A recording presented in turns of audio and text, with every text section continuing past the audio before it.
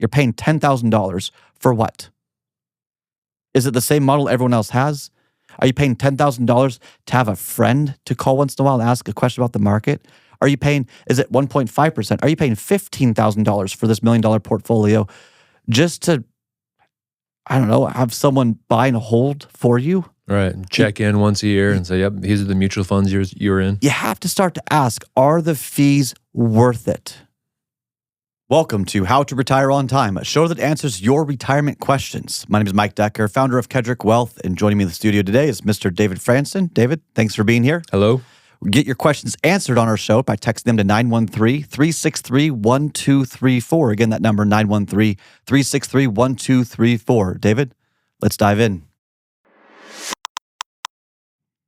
Hey, Mike, how come financial advisors make money even when the client loses money? Yeah, this is a very fair question. One that I have struggled with most of my career, admittedly. Yeah. Okay. And from a regulatory standpoint, there is good reason. Not everyone loves regulation. I tend to actually appreciate a lot of these regulations that are here because you have to understand, why is the rule there? What happened? What advisor did something really dumb that caused regulators to put in a different rule or a new rule? So fiduciaries and financial advisors in the public sphere, okay, the ones like you would work with, for most people that are listening in, they don't have performance-based fee structures, as in if you make money, they make money. If you don't make money, they don't make money, because it may incentivize the advisor to take more risk than is appropriate, trying to maximize their own pockets. That was at least the intention behind this. So the traditional fee structure is really around like 1%, 1.5% is typically what I've seen advisors charge. And it's whatever you're making up or down, their job is to try and help you navigate through the storms, to the good times and the bad. But yeah, it is kind of a funny situation when you think about it. Yeah, it really is. But it's intended to bridle greed and to help advisors be more of a fiduciary and less of a hedge fund. Now, hedge funds, if you're an accredited investor and you've got enough money to meet their minimums, yeah, you could put in a hedge fund, and that's where the performance fees are. But many hedge funds blow up because they take on that extra risk. Many hedge funds struggle in certain times, and there are many hedge funds that do wonderful. And are hedge funds really for like average investors, or are those just for like the high rollers? It's for those who have multiple millions of dollars. And then there's often like a $2, $3, $4 million minimum. Oh boy. Just to have them manage your money. So it's not a common thing. The everyday advisor, they're trying to make it advisable for individual. Now, there's a second question on the fees that I think needs to be addressed. And it's net of fee performance. Okay, explain that, yeah. Yeah, there's two sides to this. The first side is, what are you paying the advisor to do, and what's the objective? And then the second side is, could you do it better on your own? The second side is often based on ignorance. And let me explain this. I'm not saying people are ignorant deliberately. You don't know what you don't know. So if you tell an advisor, hey, I want to grow my assets, but I don't want a ton of risk, you're probably never going to beat the S&P 500. And so when you say, well, I could have just bought the S&P 500 and beat what I'm paying my advisor to do, that's true. But you're also taking greater risk. And when the markets go down, all of your money is going to go down. So the advisor is trying to give you more of a steadier, consistent growth on that trajectory. So you think, well, what am I paying you to do? It's to do the research to put together a portfolio that is suitable for you, that fits within your emotional limits. If you don't like that, if you want to try and beat the S&P, let your advisor know. They can get more aggressive, but it needs to be suitable, and you've got to understand you're taking more risk. You can't separate risk and growth potential. And it's not more risk, more reward. It's more risk, more potential reward. So that's one layer of all this. But the other thing that I think is very interesting is you can buy stocks, mutual funds, ETFs on your phone. There is no barrier of entry for these publicly traded investments. So if you wanted to do the research, if you want to manage your portfolio, maybe you don't need an advisor. Yeah, is that a controversial statement? Yeah. I wrote an article that went on Business Insider some time ago that said how a comprehensive plan could replace your advisor and save you fees. If your advisor's charging you 1% and you're just sitting on a bunch of mutual funds and ETFs, I think that's kind of like a participation award because you could fire the advisor, keep the same portfolio, and you got 1% better performance. You're paying an advisor, in my opinion, to actively trade your portfolio. Now, does that mean you're actively trading all of your portfolio? No. I mean, for our portfolios, we have a component or part of every portfolio just has the S&P 500. Could you do that on your own? Yeah. But we're trying to smooth out some of the volatility, the ups and downs, as we're also actively trading other parts of our portfolios.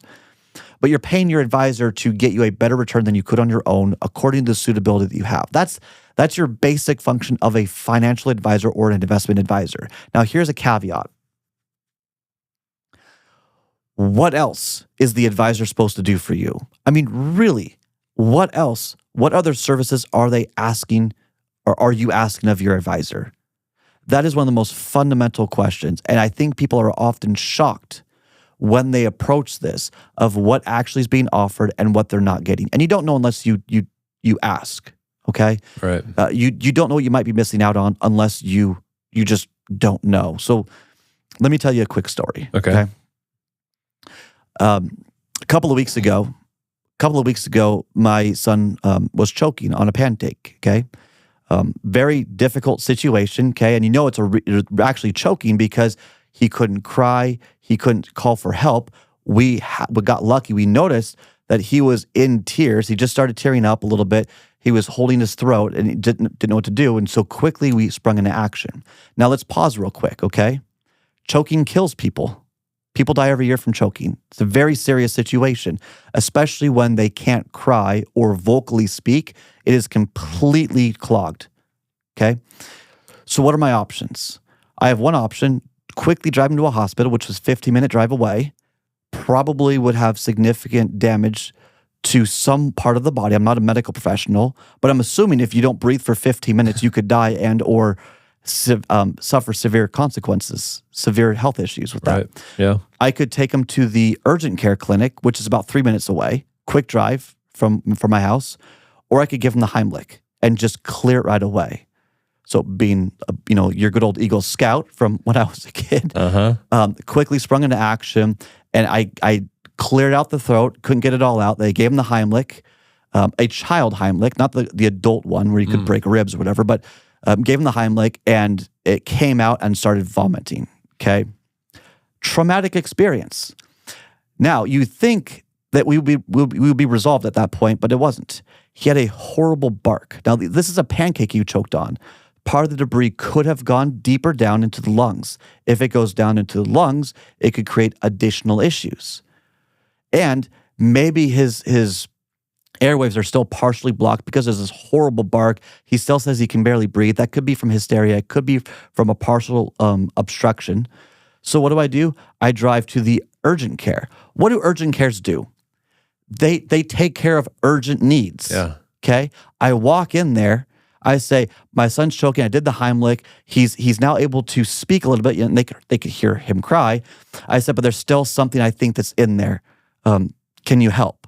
Now, this is what they said. They said, we'll get the doctor right out here. The doctor comes out pretty quick and says, we can't help you. Go to a hospital. Let me just dwell on that for a second. I'm going to an urgent care clinic because my child has been choking. Yeah. And they say, we can't help you. We're doctors. We're medical professionals. And we can't help you. Go to a hospital. So my child is now choking. Okay, I think he's choking. There's a horrible bark. He's hysterically crying. I'm doing everything I can. And I drive to the hospital, go to the urgent care clinic. We calm him down. Things ended up okay, right? We were on watch for a couple of days to see if there was anything that got into his lungs, and we took x-rays and did all sorts of stuff. And he's fine, thank goodness.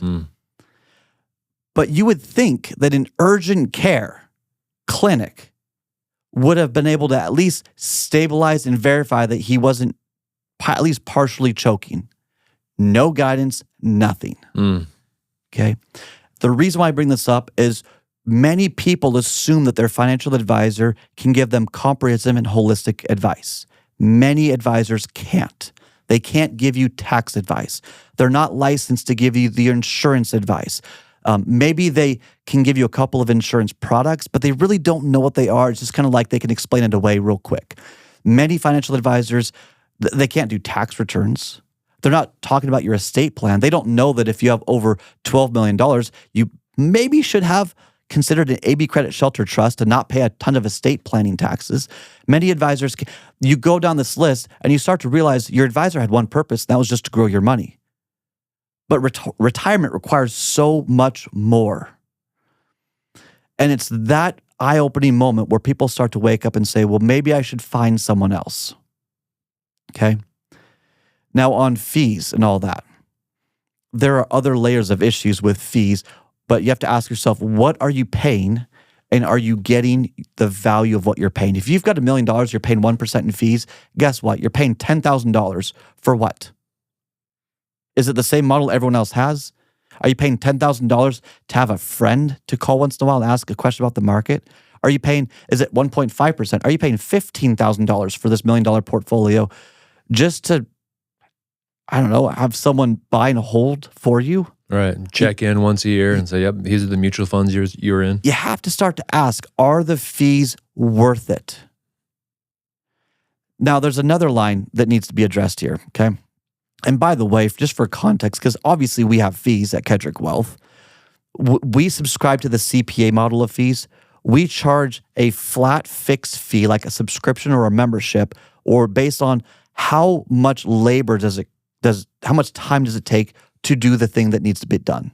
So if you're just growing your assets and we're just doing tax planning on the growth of your assets, we're managing your portfolios in the market, we're doing the insurance planning, we're reviewing the estate each year, that's a simpler situation than if you're retired and we're having to take income, plan your RMDs, and so on. But if you have $1 million, $2 million, $3 million, $4 million, $10 million, it's the same price because we charge a fixed rate for how much does it cost to do the job. And now we can actually line item, this is what you're paying for to the hour. This is what you're paying for. This is the time it takes to do it. Do you want it? Do you not want it? And now it actually makes sense. At least we can explain it.